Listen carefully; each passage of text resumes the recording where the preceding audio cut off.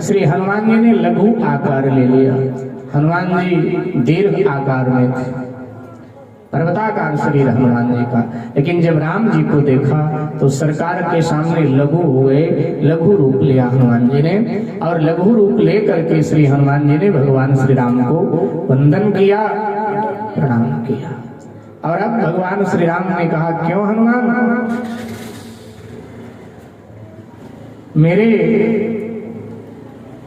विपक्ष में खड़ा हो गया? बोले महाराज, आपके विपक्ष में कौन जा सकता है? आप अंतर्यामी हो, सब घट की जानते हो, सबके मन की जानते हो। प्रभु अब क्या लंबा हम आपको समझावें। अब माँ जी ने वचन दे दिया चंद्रकेतु की रक्षा का, सो महाराज मैं तो आप ही के मार्ग पे चल रहा हूँ। आपने सौतेली माँ के कहने से 14 वर्ष का कष्ट झेला, और ये तो मेरी जन्म देने वाली माँ है ना, तो महाराज मैं आपके आदर्श का ही तो पालन करता हूँ। मेरे आराध्य देव रघुवर माया ज्ञा से वनवास लिया, माया आज्ञा से वनवास लिया, आज्ञा से वनवास लिया। मैं भक्त उन्हीं का कहलाता, आदर्श इसी को धार लिया, आदर्श इसी को धार लिया, आदर्श इसी को धार लिया, आदर्श इसी को धार लिया।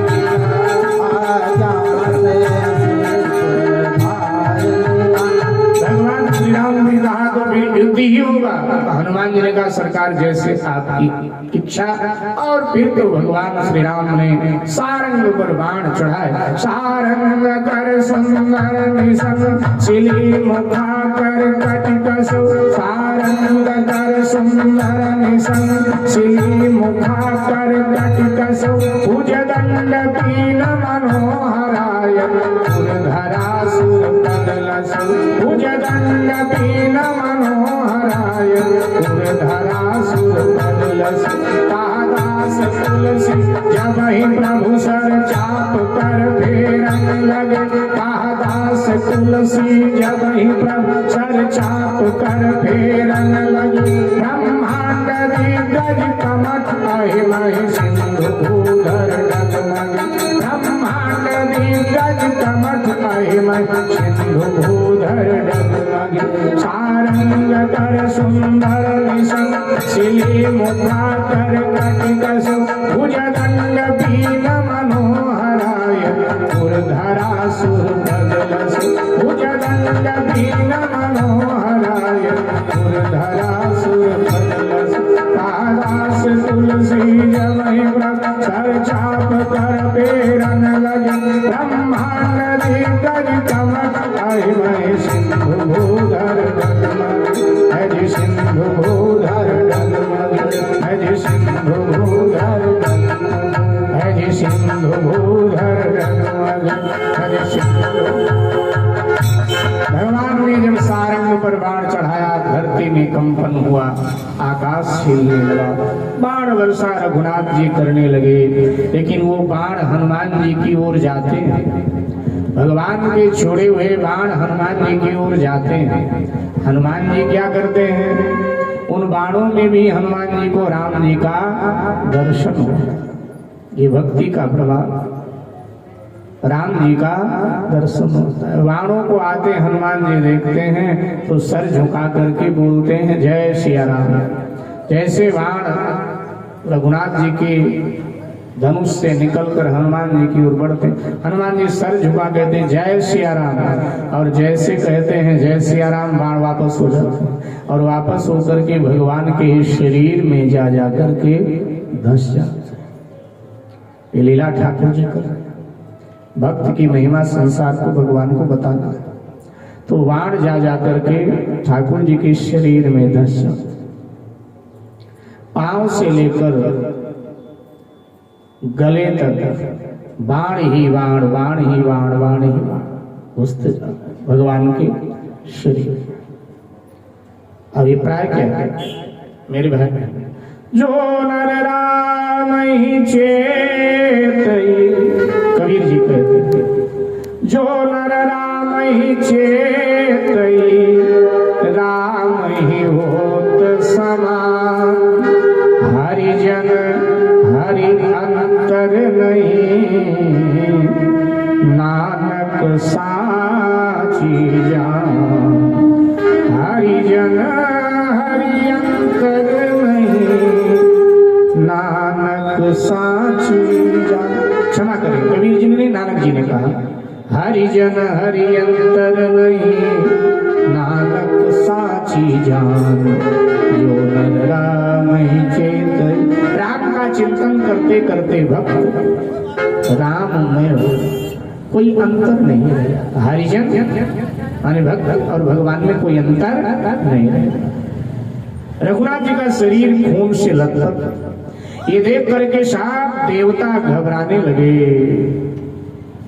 और शिव जी को आगे करके भगवान के पास, राम जी के पास बोले, हे जगत पिता, आप राजा चंद्रकेतु को क्षमा करो। भगवान ने कहा कि देखो मैं तो क्षमा दे ही नहीं सकता, क्योंकि मेरे गुरुदेव का अपराध है, विश्वामित्र जी का अपराध है। अगर विश्वामित्र जी क्षमा प्रदान कर दें तो इधर से भी क्षमा उसको मिल जाएगा। तो शिव जी महाराज सभी देवताओं को लेकर विश्वामित्र जी के पास आए। विश्वामित्र जी भी वहां उपस्थित थे, राम जी के साथ गए। विश्वामित्र जी के पास आए और विश्वामित्र जी से कहा कि महाराज ये क्या प्रलय का दृश्य आपने उपस्थित करवा दिया, क्षमा करें, क्योंकि आप ब्राह्मण और ब्राह्मण को क्षमा ही शोभा देता। क्षमा ही ब्राह्मण का आभूषण है। और जब ऐसा कहा तो ये स्थिति विश्वामित्र जी ने देखा, बड़ी भयानक स्थिति थी। विश्वामित्र जी ने कहा ठीक है, रघुनाथ, भगवान श्री राम से कहा रघुनाथ मैं आपको आदेश देता हूं, मैंने राजा चंद्रकेतु को क्षमा प्रदान कर दिया, मैं आपको आदेश देता हूं कि आप भी क्षमा प्रदान कर। अब जब आदेश हो गया तो भगवान श्री राम ने कहा कि मैंने भी चंद्रकेतु राजा को क्षमा प्रदान कर दिया। हनुमान जी ने चंद्रकेतु को कहा कि चल पहले गुरुदेव विश्वामित्र जी को प्रणाम कर और फिर मेरे रघुनाथ जी को प्रणाम कर। और राजा चंद्रकेतु ने अब दौड़ करके विश्वामित्र जी को प्रणाम किया। विश्वामित्र जी ने उसे अपने वक्षस्थल से लगाकर अभयता दिया। फिर रघुनाथ जी को प्रणाम किया और अब श्री हनुमान जी महाराज ने भी दौड़ करके भगवान के चरणों में माथा रख दिया, भगवान को प्रणाम किया। भगवान ने हनुमान जी को उठाया अपने चरणों से, अपने हृदय से लगाया। भगवान के शरीर में जो बाण लगे थे सब निकल निकल करके भगवान के तरकश में भर गए। लिखते हैं शास्त्रकार कि विश्वामित्र चरण में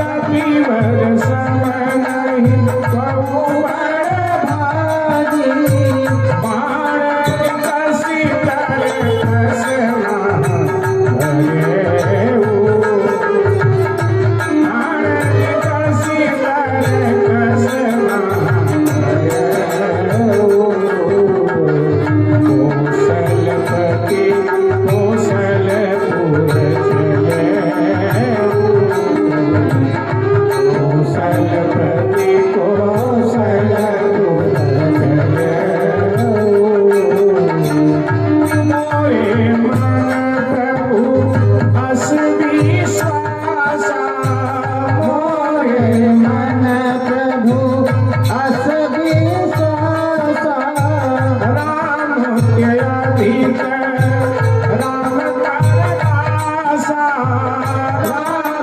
अधिक राम परदासा राम के अधिक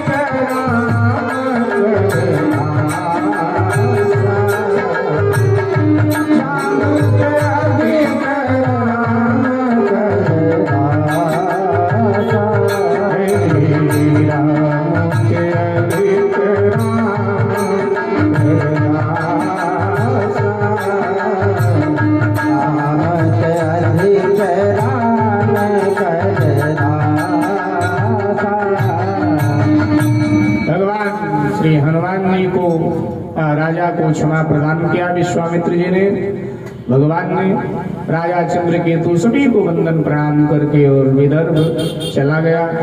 श्री हनुमान जी को लेकर के भगवान श्री राम विश्वामित्र जी सहित श्री अवध में प्रवेश कर जाते हैं। आगे की चर्चा करें उससे पहले कुछ क्षण के लिए हरि नाम संकीर्तन